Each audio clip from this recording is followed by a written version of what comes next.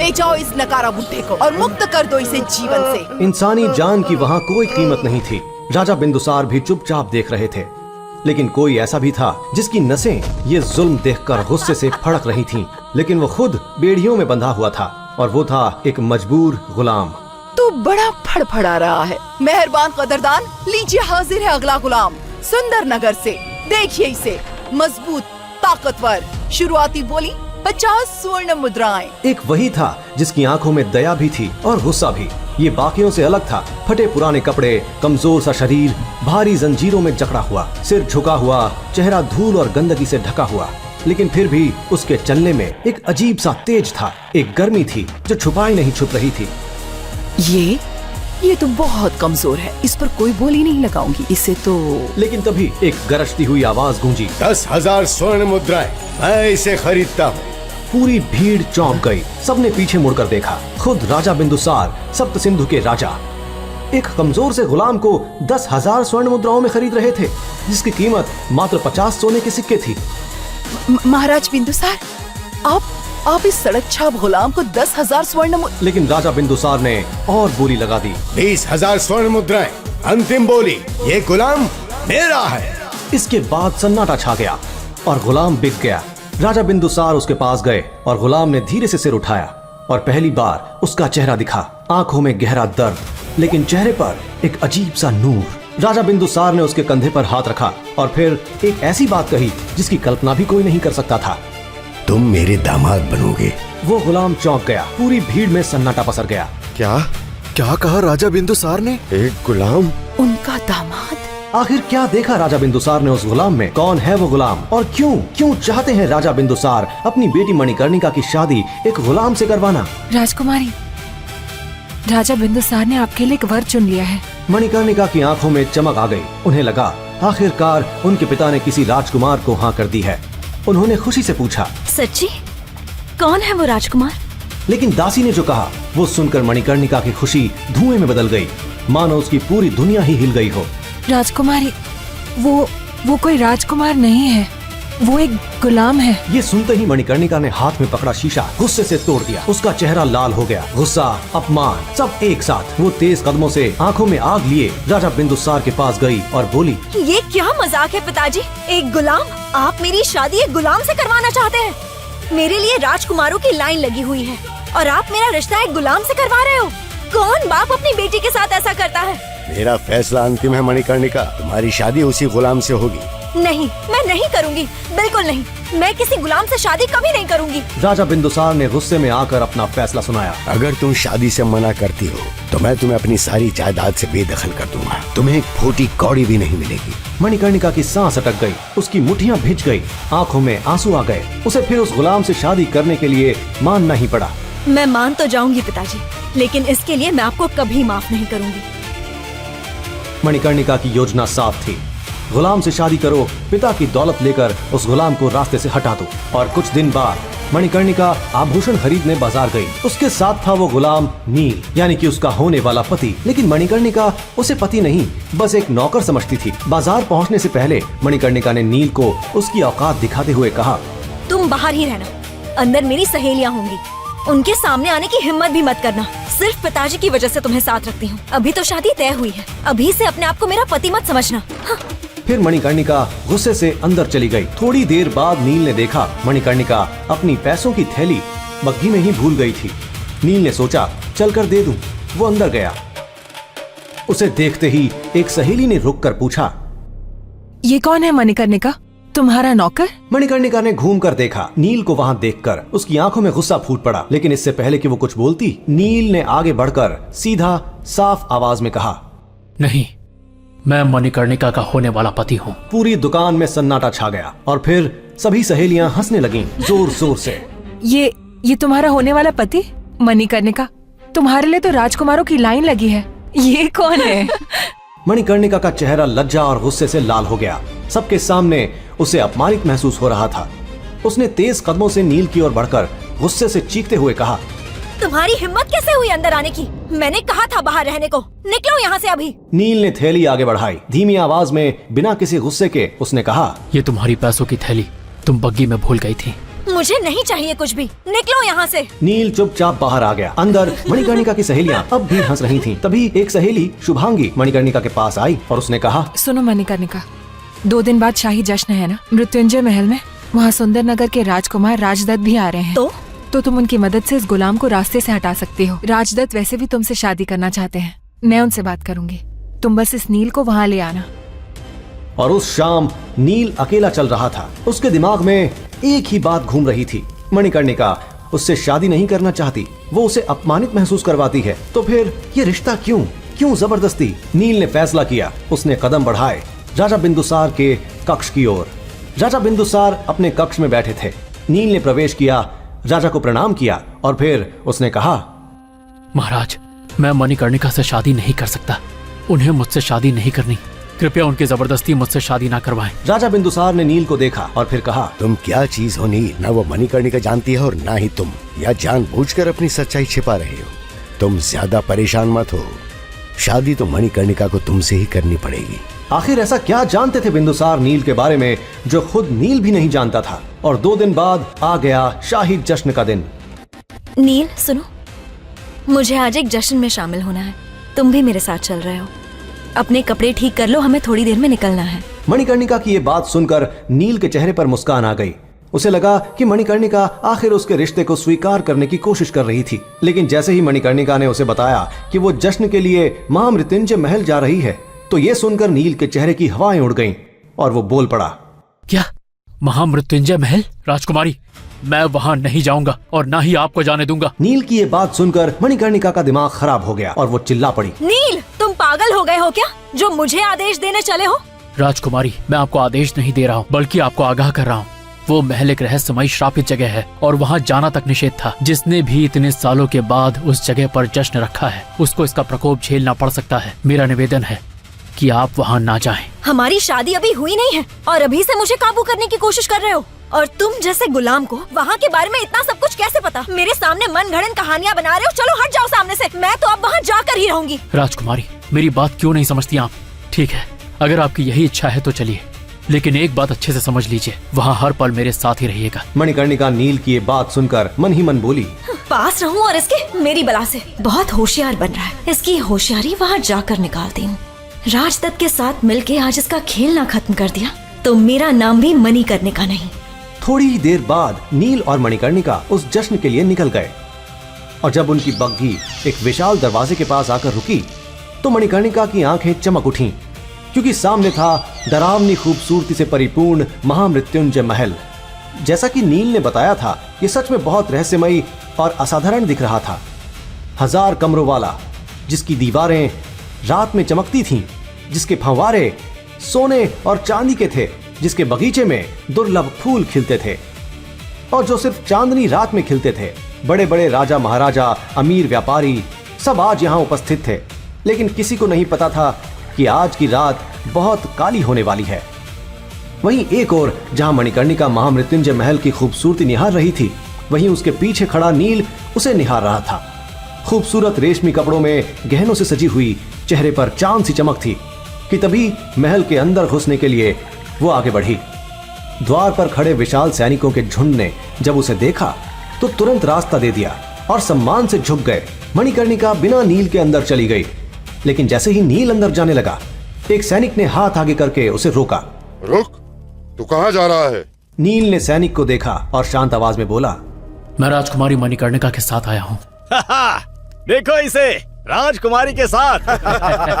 तू तो एक गुलाम है और यहाँ गुलामों की जगह नहीं, भाग जा यहाँ से। सैनिकों ने नील को धक्का दिया और हंसने लगे, उसका मजाक उड़ाया। नील चुपचाप खड़ा रहा, कुछ नहीं बोला। लेकिन तभी एक आवाज गूंजी, क्या हो रहा है यहाँ? महल का मुख्य अधिकारी आया, लंबा प्रभावशाली व्यक्ति। उसने सैनिकों को देखा, फिर नील को देखा और जैसे ही उसकी नजर नील के चेहरे पर पड़ी, आंखें फैल गईं, चेहरा सफेद पड़ गया। मुख्य अधिकारी धीरे धीरे कांपते कदमों से नील के पास आया और फिर पूरी भीड़ के सामने वो नील के सामने झुक गया। क्षमा करें, मुझे नहीं पता था, कृपया आप अंदर पधारें।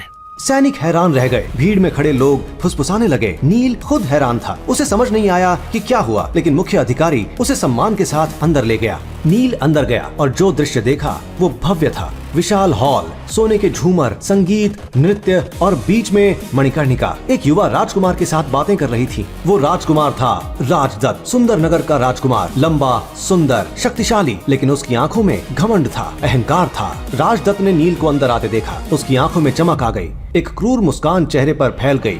उसने ऊंची आवाज में सबको सुनाते हुए कहा, तो यही है गुलाम जो तुम्हारा पति बनना चाहता है मणिकर्णिका। राजदत्त की बात सुनकर वहाँ मौजूद लोग हंसने लगे कि तभी राजदत्त मणिकर्णिका के करीब आकर शातिर आवाज में बोला, राजकुमारी तुम चिंता मत करो, आज मैं इसे इसकी औकात दिखा कर रहूंगा, लेकिन आपको अपना वादा भी निभाना होगा और इस नील का पत्ता साफ होते ही मुझसे शादी करनी होगी। राजदत्त की बात का मणिकर्णिका ने कोई जवाब नहीं दिया। वहीं इन दोनों की गलत नियत से अनजान जब नील मणिकर्णिका के पास गया तो राजदत्त ने उसे धक्का दे दिया।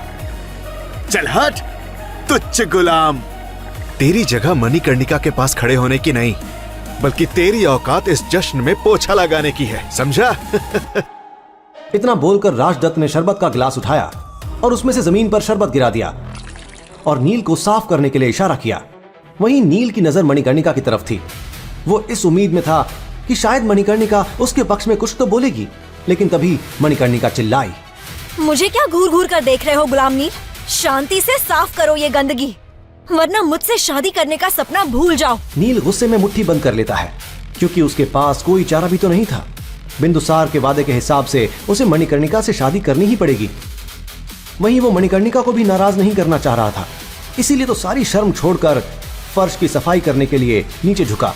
लेकिन तभी ये क्या मौसम बदलने लगा, आंधी चलने लगी, वातावरण बदलने लगा और न जाने कहां से महामृत्युंजय महल के बने फंवारे को तोड़कर एक पंचमुखी कालिया नाग प्रकट हो गया, जिसे देखकर सब भागने लगे। भागो भागो, कालिया नाग आ गया। मैंने पहले ही बोला था ये जगह श्रापित है, लेकिन तुम लोगों को यहीं जश्न मनाना था तो देखो अब क्या हो गया। लो अब मनाओ जश्न। कालिया नाग ने एक एक करके सबको मारना शुरू कर दिया। वहीं मणिकर्णिका डर से कांप रही थी। उसे याद आई नील की बात, उसका आगाह करना, लेकिन वो खुद को कोस रही थी कि उसने नील की बात क्यों नहीं मानी। जहां वो इस सोच में डूब रही थी, उसने देखा ही नहीं कि पंचमुखी कालिया नाग उसकी ओर बढ़ रहा है और तभी वो चीख पड़ी, बचाओ बचाओ, राजदत्त कहाँ हो तुम? वो राजदत्त से मदद मांग रही थी, लेकिन राजदत्त तो खुद खंबे के पीछे छिप गया और वो वहां से ये भयंकर नजारा देख रहा था। और सब जानते थे कि वो कितना खुदगर्ज था। वो कहां अपनी जान जोखिम में डालकर मणिकर्णिका को बचाने वाला था। लेकिन तभी जब कालिया नाग मणिकर्णिका पर वार करने ही वाला था, वहां नील आ गया। नील? और नाग के सामने डट कर खड़ा हो गया। लेकिन तभी उसने ऐसा कुछ किया जिसे देख सबके पैरों तले जमीन खिसक गई। लोगों ने देखा कि नील कालिया नाग से बातें कर रहा है और फिर उसने फन पर जैसे ही हाथ रखा, कालिया नाग नतमस्तक हो गया। वो नील के चरणों में ऐसे लेट गया जैसे कोई दास अपने भगवान के चरणों में लेट जाता है। नामुमकिन, ये कैसे हो सकता है? ये इस गुलाम ने कैसे किया? सबकी बात को नजरअंदाज करके नील ने कुछ इशारा किया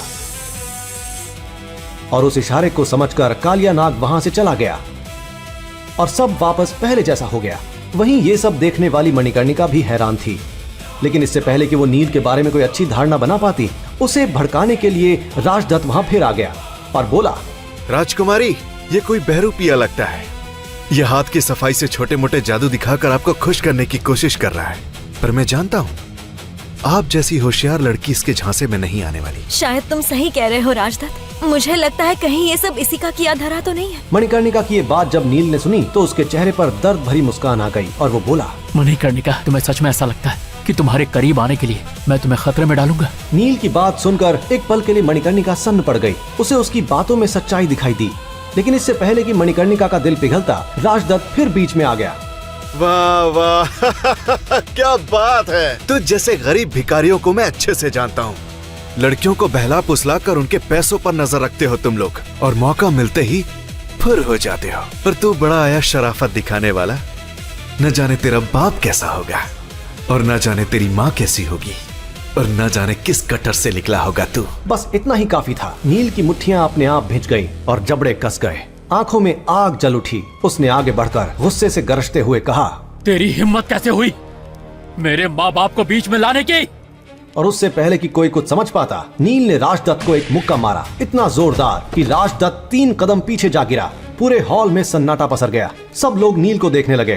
तेरी इतनी हिम्मत कि तूने राजदत्त को हाथ लगाया। सिपाहियों, पकड़ लो इसको अभी। राजदत्त के सिपाही दौड़े। उन्होंने नील को पकड़ने की कोशिश की, लेकिन नील में तो कुछ अलग ही था। वो लड़ा, उसने सबको धूल चटा दी। एक के बाद एक सिपाही गिरते गए। मणिकर्णिका ये सब देखकर चौंक गई। उसकी आंखें फैल गईं। ये गुलाम इतना शक्तिशाली कैसे हो सकता है? राजदत्त का चेहरा लाल हो गया। अपमान, गुस्सा, सब एक साथ। उसने अपनी जेब से एक छोटा सा बिगुल निकाला और फिर उसे बजाया। काले साए वाले पिंडारी, हाजिर हो। और फिर कुछ अजीब होने लगा। मौसम बदलने लगा, ठंडी हवा चलने लगी, रोशनी मध्यम हो गई और अंधेरे से धीरे धीरे आने लगे काले साए वाले पिंडारी। वो कोई सामान्य सिपाही नहीं थे। वो थे पिंडारी, जिनका आधा शरीर इंसानों का था और आधा खौफनाक। उनकी आंखें लाल और काली, उनकी आवाजें चीखों जैसी। वो प्राणी जो इंसान और राक्षस के बीच के थे। पिंडारी आए चारों ओर से। उन्होंने नील को घेर लिया और फिर एक झटके में उसे पकड़ लिया। इसे हम अपनी गुफा में ले जाएंगे और ऐसा सबक सिखाएंगे कि ये जिंदगी भर याद रखेगा। मणिकर्णिका ने आगे बढ़कर क्रूर मुस्कान के साथ ठंडी आवाज में कहा, मैं भी इसका हश्र देखना चाहती हूँ। मैं भी चलती हूँ। और नील को बग्घी में डाल दिया। पिंडारी, मणिकर्णिका और राजदत्त सब उसके साथ चल पड़े जंगल की ओर, जहां थी पिंडारियों की गुफा। घंटों की यात्रा के बाद बग्घी रुकी घने अंधेरे जंगल में। गुफा के सामने राजदत्त उतरा, मणिकर्णिका उतरी, पिंडारी उतरे और फिर उन्होंने बग्घी का दरवाजा खोला नील को बाहर निकालने के लिए। लेकिन बग्घी खाली थी, नील गायब था। क्या? ये कहाँ गया? नील कहाँ गया? ये कैसे हो सकता है? वो तो बग्घी में था। पिंडारी इधर उधर देखने लगे। सब हैरान थे, डरे हुए थे। तभी पिंडारी की मुखिया की नजर गई बग्घी की सीट पर। वहां एक ताबीज पड़ा था। मुखिया ने वो ताबीज उठाया और जैसे ही उसने देखा, उसका चेहरा सफेद पड़ गया, हाथ कांपने लगे, गला सूख गया, क्योंकि ताबीज पर बना था वायुपुत्रों का निशान। ये वायुपुत्र का ताबीज? नहीं, ये नहीं हो सकता। पिंडारी मुखिया की हालत खराब थी। वो पीछे हटने लगा, डर से कांपने लगा। राजदत्त ने पूछा, क्या हुआ? ये सिर्फ एक ताबीज है, तुम इतने डर क्यों रहे हो? पिंडारी ने कांपते हुए डर से भरकर टूटी आवाज में कहा, तुम नहीं जानते कि तुमने किससे पंगा ले लिया। वायुपुत्र, वो वायुपुत्र था। अगर वो चाहे तो हम सबको पल भर में खत्म कर सकता है। अरे बकवास मत करो, वो एक मामूली गुलाम। इतना खतरनाक? तू अपनी जान बचाने के लिए झूठ बोल रहा है क्या? नहीं राजकुमार, मैं सच कह रहा हूँ। अगर आपको जानना है कि नील कौन है तो सुनिए। उसके बाद पिंडारी ने नील की माँ के बारे में वो राज बताया जिससे खुद नील भी अनजान था। जब एक रानी ने अपने बच्चे को पैदा करने के लिए किसी भगवान का नहीं बल्कि एक शैतान का सहारा लिया। 10 साल में 5 बार गर्भवती और हर बार वही घटना। अब तो आपको उसके पास जाना ही पड़ेगा भाभी जी। आपका दिमाग ठिकाने पर तो है जो आप मुझे शैतान के आगे झोली फैलाने को बोल रहे हैं। ये कहानी है सुंदर नगर राज्य की। करीब 1200 साल पहले सप्त सिंधु के उत्तरी क्षेत्र पर सुंदर नगर का ही शासन था। सुख, समृद्धि और ऐश्वर्य से भरपूर सुंदर नगर पर सबकी नजर थी। लेकिन वक्त बदलते देर नहीं लगती। नियति के चक्र से न आम इंसान बच पाता है, न राजा और न ही कोई राज्य। अचानक राक्षसों की एक बड़ी फौज ने सुंदर नगर पर हमला कर दिया। वो लड़ाई इतनी भयानक थी कि पूरी धरती लाशों से ढक गई। राक्षसों ने सभी ताकतवर योद्धाओं को बेरहमी से मार डाला। कई प्रतिभाशाली युवाओं को तो वो जिंदा ही निकल गए। वो दृश्य इतना भयानक था कि उसके बारे में सोचकर ही किसी की भी रूह कांप जाए। अपनी तबाही का मंजर देखते हुए सुंदर नगर की उम्मीद तब जगी जब न जाने कहां से एक दिव्यात्मा प्रकट हुए। वो थे ऋषि भृगु। उन्होंने सभी राक्षसों को अपनी पवित्र श्वेत अग्नि से जलाकर भस्म कर दिया और सुंदर नगर को तबाह होने से बचा लिया। उसके बाद भृगु ऋषि ने राज परिवार के वर्तमान राजा को 2 दिव्य औषधीय गोलियां और जीवन के सूत्र नामक एक पुस्तक देते हुए कहा, हे राजन, इस पुस्तक में दिव्य शक्तियों के सूत्र हैं। इस पुस्तक की रहस्यमयी दिव्य शक्तियों को जागृत करने वाला व्यक्ति संपूर्ण मानव जाति का कल्याण करेगा। उनके द्वारा कहे गए ये शब्द बादलों में होती गर्जना की तरह पूरे क्षेत्र में गूंज उठे। तब से लेकर अब तक पीढ़ी दर पीढ़ी कई लोगों ने उस पुस्तक को पढ़ा, लेकिन कोई भी उसमें लिखे किसी भी तरह के दिव्य सूत्र को खोजने में सफल नहीं हुआ। फिर कई सालों बाद वायुपुत्र के परिवार के वंशज वीरेंद्र वायुपुत्र ने महाराज बनकर सुंदर नगर की बागडोर संभाली और अपनी निष्ठा और ईमानदारी के साथ उसे उत्थान की ओर ले चले। परंतु उनके धूर्त भाइयों को महाराज वीरेंद्र वायुपुत्र की तरक्की रास नहीं आ रही थी। महाराज वीरेंद्र के पराक्रम के सामने उनके सौतेले भाई यजुवेंद्र और नागेंद्र दोनों फीके पड़ जाते थे। महाराज अपनी प्रजा का खूब ख्याल रखते थे और प्रजा भी उन्हें बेहद पसंद करती थी। महाराज सुंदर नगर की प्रतिष्ठा को वापस ऊंचाइयों पर ले जाने की हर मुमकिन कोशिश कर रहे थे। यहाँ तक कि पास के शक्तिशाली श्यामल साम्राज्य के सम्राट बिंदुसार भी महाराज वीरेंद्र से रिश्ता गहरा करने के लिए राजी हो गए थे, जिसके चलते उन्होंने अपने परिवार की किसी एक बेटी की शादी सुंदर नगर के युवराज से करने का वचन दिया था। लेकिन साथ ही महाराज वीरेंद्र के खिलाफ पनप रहा था एक षड्यंत्र।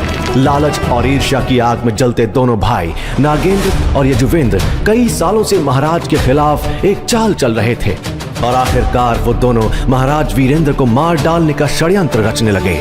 महाराज वीरेंद्र का बेटा युवराज नील वायुपुत्र बहुत ही प्रतापी बच्चा था और उसके पैदा होने पर संत महात्मा द्वारा यह कहा गया था कि ये लड़का एक दिन पूरे राज्य का उद्धारक बनेगा।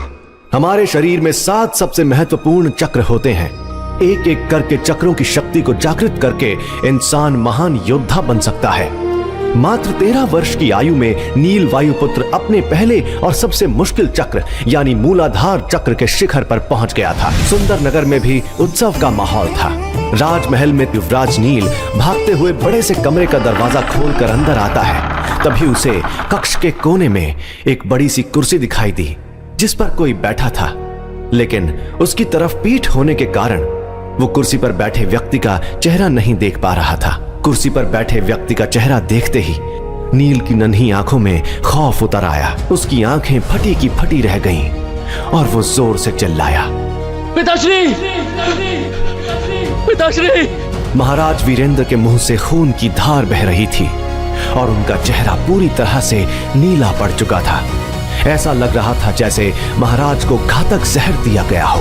नील, मेरे बच्चे, तुम आ गए। आपको क्या हुआ है पिताश्री? मैंने तुम्हें एक किताब दी थी, क्या तुमने उसे पूरी तरह से समझ लिया है? हम इस बारे में बाद में भी बात कर सकते हैं, पहले हमें वैद्य जी के पास चलना चाहिए। उसके लिए बहुत देर हो चुकी है बेटा। नील, याद रखना, तुम हमारी आखिरी उम्मीद हो बेटा।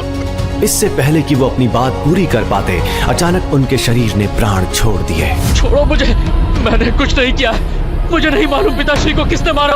उसकी इस बात पर यजुवेंद्र जोर जोर से ठहाका लगाकर हंसने लगा। दिल तो करता है कि तुझे अभी जान से मरवा डालूं, लेकिन कितना मासूम है तू। मैंने क्या गुनाह किया है?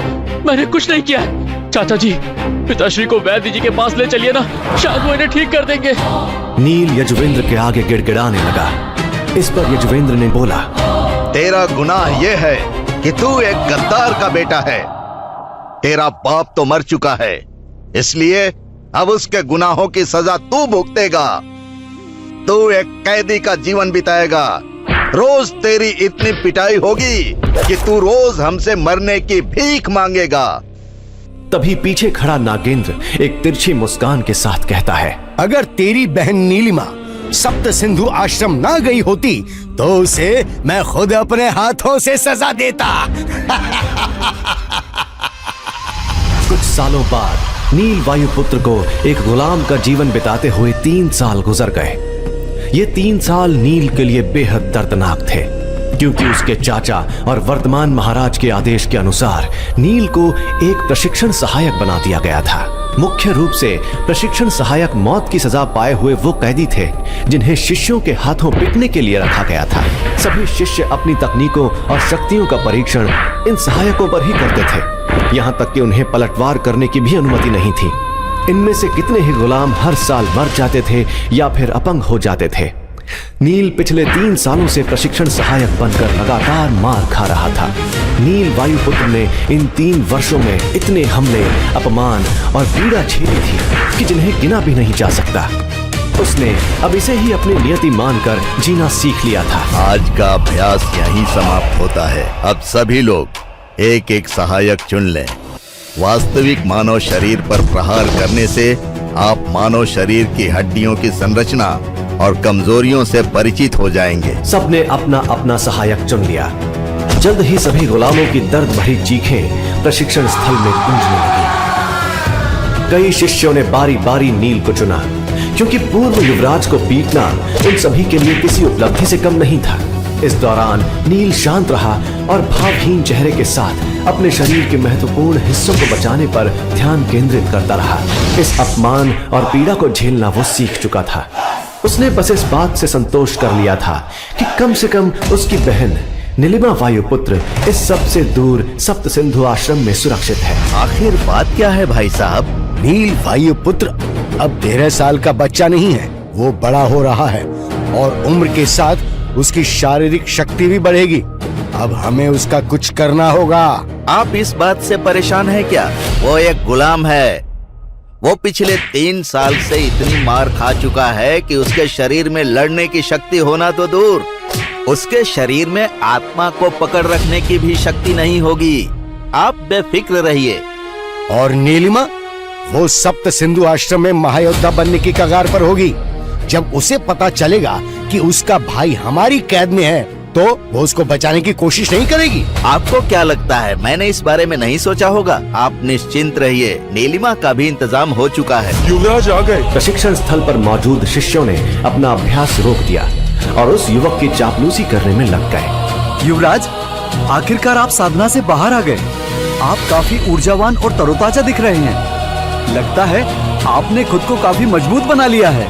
हमारे युवराज बहुत प्रतिभाशाली है। ये हमारे सुंदर नगर की शान है। मुझे यकीन है कि इन्होंने अपना स्वाधिष्ठान चक्र जागृत कर लिया है और वीर योद्धा बन गए हैं। नील की नजर रेशमी कपड़े पहने उस लड़के पर पड़ी तो उसके भीतर क्रोध की एक ज्वाला भड़क उठी। ये तथाकथित युवराज देवदत्त वायुपुत्र है, जो नील के पिता के सौतेले भाई नागेंद्र का सबसे बड़ा बेटा है और नील की ही उम्र का है। नील को गुलाम बनाए जाने के बाद देवदत्त वायुपुत्र को नील की जगह सुंदर नगर का युवराज बना दिया गया था। कुछ समय से देवदत्त वायुपुत्र अपनी साधना पर ध्यान देने के लिए एकांत में चला गया था, इसलिए कई दिनों से वो कहीं दिखाई नहीं दे रहा था। देवदत्त को महसूस हुआ कि कोई पैनी नजर से उसे देख रहा है। वो अपने चेहरे पर एक मुस्कान लेकर नील के पास आया और उसका मजाक उड़ाते हुए बोला, इतने लंबे समय के बाद भी तुम्हें जीवित देखकर मुझे आश्चर्य हो रहा है। सच कहा, मैं अभी तक मरा नहीं। नील, क्या तुम जानते हो कि मैं एकांतवास में क्यों गया था? नील ने कोई जवाब नहीं दिया। देवदत्त ने अपनी बाजुओं पर हाथ फेरते हुए बड़ी हैरत के साथ कहा, भृगु ऋषि द्वारा भेंट की हुई गोली वास्तव में असाधारण है। उसमें मौजूद दिव्य ऊर्जा ने मेरे शरीर को पूरी तरह से शुद्ध कर दिया, जिससे मुझे ऐसा महसूस हो रहा है मानो मेरा पुनर्जन्म हो गया है। उसकी सहायता से मैंने अपने दूसरे कुंडलिनी चक्र की शक्ति को जागृत कर लिया है। अभी तो मेरे शरीर में उसकी 80% ऊर्जा बाकी है। उसकी पूरी ऊर्जा इस्तेमाल करने के बाद मैं बहुत ही जल्द विशुद्ध चक्र जागृत करके महावीर योद्धा बन जाऊंगा। जब नील ने ये बात सुनी कि जो गोलियां उसकी होनी चाहिए थीं, वो इस गधे को मिल गई हैं, तो वो गुस्से में कांपते हुए बोला, देवदत्त, तुम्हारी ऐसा करने की हिम्मत कैसे हुई? क्या तुम्हारे मन में हमारे पूर्वजों के लिए कोई सम्मान नहीं है? तुम्हारी मुझसे सवाल करने की कोई औकात नहीं है। अब मैं स्वाधिष्ठान चक्र तक पहुंच गया हूँ। अब मैं किसी बलिष्ठ सांड को भी हरा सकता हूँ। तुम तो बस एक कमजोर गुलाम हो। अगर मैं चाहूँ तो तुम्हें आसानी से कुचल सकता हूँ। हाँ, और एक बात, मैंने सुना है कि मेरी प्रतिभाशाली चचेरी बहन को सप्त सिंधु आश्रम में परेशानी हो रही है। उसे काली पहाड़ी पर कैद कर लिया गया है। नीलिमा को कैद कर दिया गया है? ये सोचकर ही नील का दिल दहल गया। नीलिमा वायुपुत्र सुंदर नगर की एकमात्र उम्मीद, यहाँ तक कि वो नील से भी अधिक प्रतिभाशाली थी।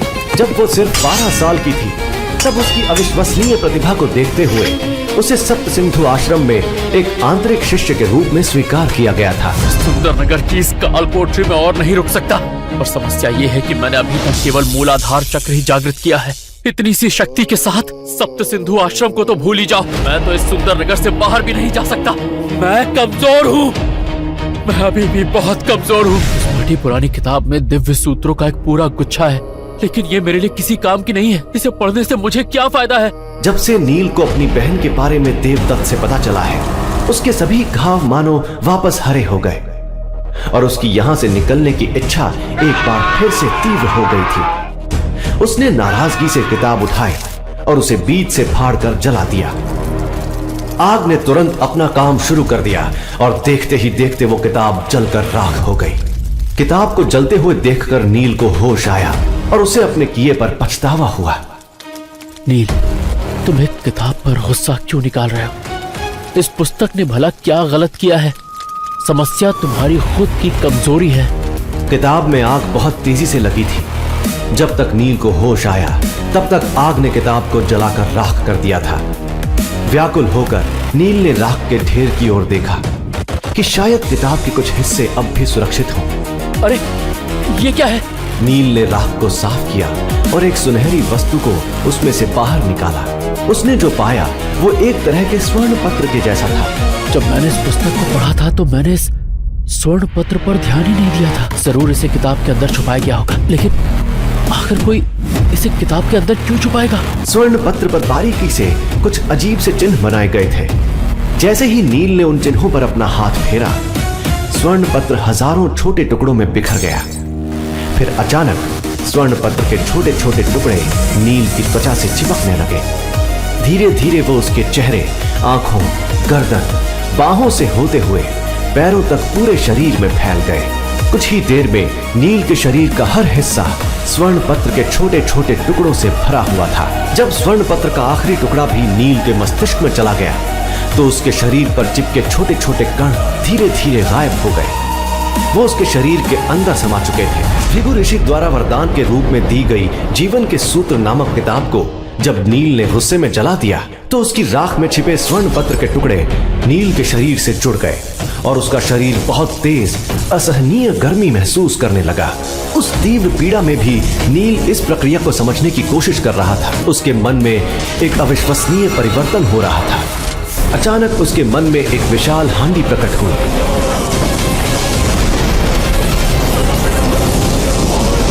जिस पर नवनाग हांडी लिखा हुआ था। हांडी के चारों ओर नागों की 8 मूर्तियां बनी हुई थीं।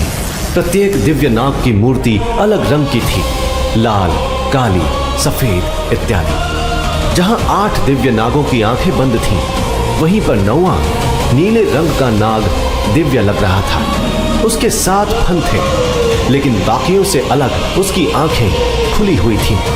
उन आंखों को देखकर नील को किसी महान शक्ति का आभास हो रहा था। उसके शरीर पर जल्द ही बहुत सी दरारें दिखाई देने लगीं। तभी उस नीले दिव्य नाग के मुंह से एक फुफकार सुनाई दी और वो विशाल हांडी घूमने लगी।